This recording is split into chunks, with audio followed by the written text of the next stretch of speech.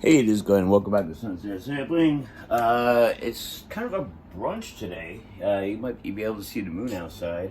But, so I made pancakes. I used to be Aunt Jemima's, but now it's Pearl Mill and Company. And, I got some fresh raspberries, made a raspberry, ricotta, blend to, build a short stack of pancakes, which might be pretty awesome. Pardon me. Okay.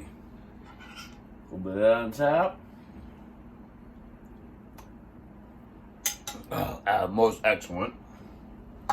Can't forget this.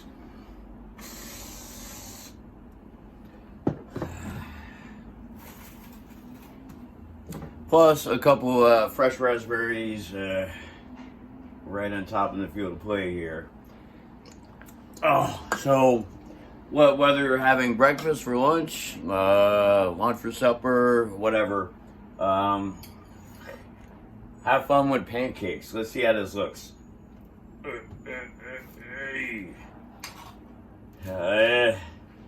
It's a little sloppy. Get on there, you. Get on there, you. Yeah, it's a little sloppy, but it's totally delicious. So, pancakes. Like and subscribe. See you soon for the Thanksgiving special.